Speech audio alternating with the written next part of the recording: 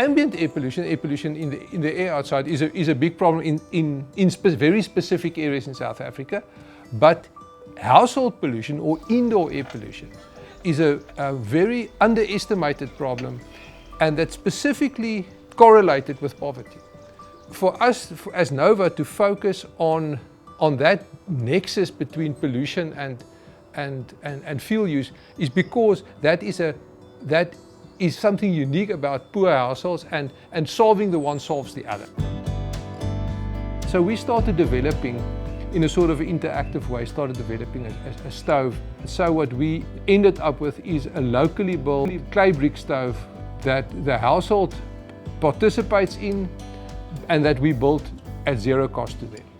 The question around how do you finance projects like this, and how do you bring in funds externally?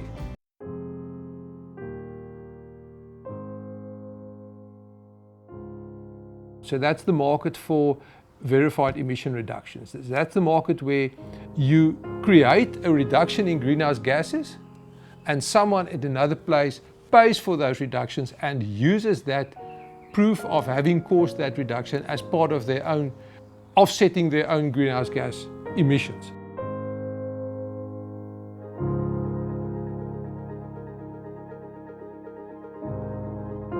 If you are an NGO looking to develop a carbon credit producing project, you would start by approaching a standards body and get your project listed and eventually registered by them, which is a lengthy process. You have to compile multiple documents, and there are various engagements with various entities and also local stakeholders. And once you have your project registered, you can start with project implementation, and once you have completed at least the first phase of implementation, you can start with monitoring. And then you also have to get your monitoring reports verified by, at this point in time, certified verifiers, and from there you go to issuance. The problem is it is slow and it's expensive. So quite a lot of the cost of the project goes into the administration of the project itself. And there's quite a bit of risk as well, because there's a long time delay before you even get one credit to sell.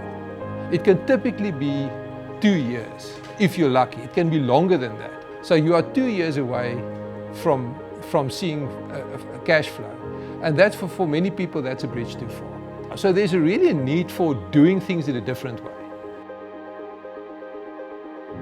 We pride ourselves at being innovators. As Nova, we have always been interested in emerging technologies and the possibility offered by emerging technologies, especially for empowering small but committed operators like us. So we have been quite interested in the emergence of distributed ledger technologies. Those are things like blockchains and hash graphs. That is the technology where there's a network of connected instances where you can be sure that you can own something and it cannot be duplicated. One of the exciting possibilities provided by Web3 and its immutability is that it allows project developers to conduct projects that deliver high quality credits, or credits that can be considered as being of high quality by the market, without having to rely on the reputation of traditional standards bodies or their stamp of approval.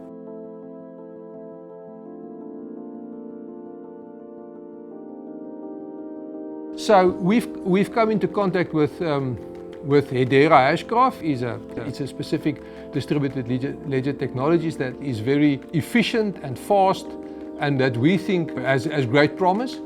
And they are developing a sustainability ecosystem that includes a policy workflow engine. It includes marketplaces and quite a few other linked technologies and services. Also, one of the reasons why we want to work in the Hedera ecosystem is because Hedera is exceptionally environmentally friendly for a distributed ledger technology.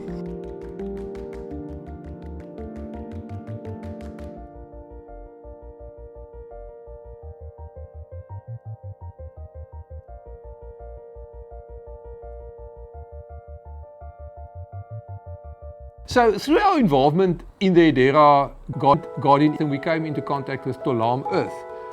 Together with them, we are developing a digitally native monitoring methodology for cookstoves.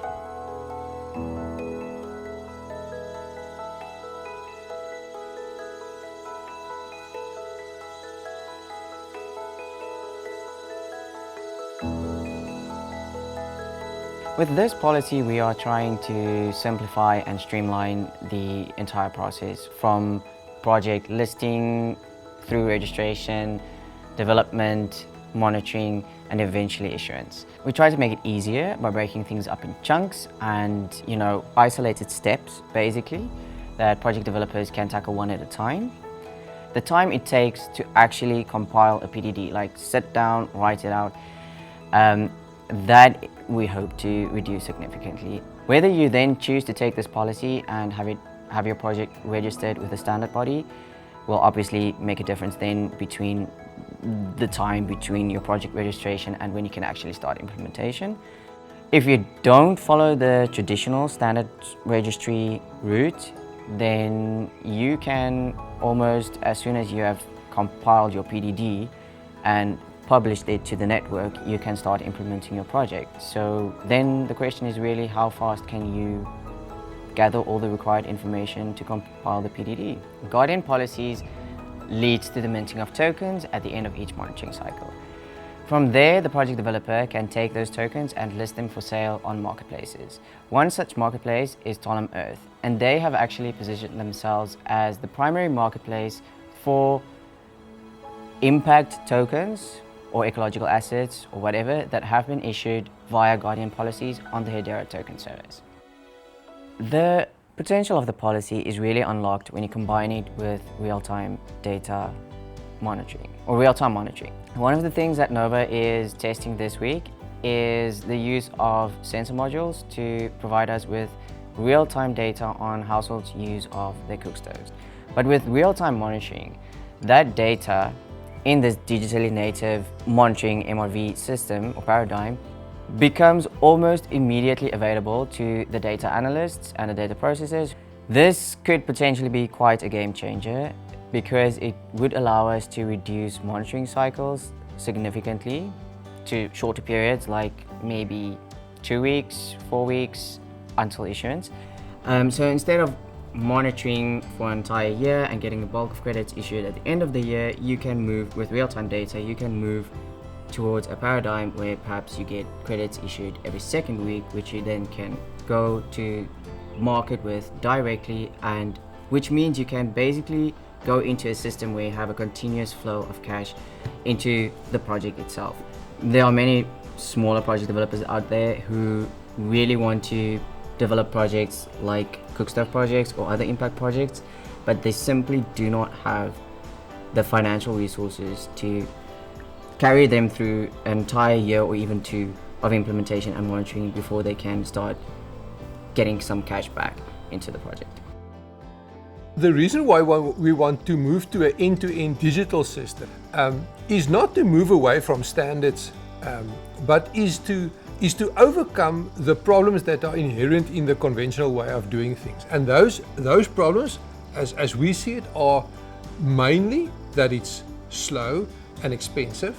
Distributed ledger technologies offer the opportunity to bring trustless transactions, to bring immutability, the guarantee of immutability and transparency, and build on top of that automation, and that can give us speed, certainty, and drive down cost. What a policy workflow engine like Hedera's Guardian can do for us is it can make that process faster and cheaper at the same time, without sacrificing the quality. So that is what we are after, and that is why we are building this method specifically for cookstoves, but the same philosophy can be followed for practically any other project. We are actively participating in the Guardian community, and then also the policy is open source, so it means it's possible for someone else to start working on that, even making changes as they need to. But we would like to continue contributing within the open source community to building this policy and policies like these. We also hope that our sensor technology can find wider application, and we would be very interested if other project developers have a similar need to interact with them around that. We see this really as just the forefront, just the first step towards a situation where we can, parallel to this process, in the same way as this process, develop other projects that are focused on beneficial outcomes for households. So we are thinking in terms of water, in terms of sanitation, in terms of health, in terms of childhood development, in terms of nutrition, that we can use the same methods to quantify those outcomes as well. And then we can move towards outcomes-based philanthropy or outcomes-based government, or results-based financing. Also, if there's a possibility to bring households into the new economy of generating impacts as a way of job creation. So we see working with this technology as the forefront of a lot of new developments that we are interested in as Nova, that are not just environmental, but that touch other aspects of the household.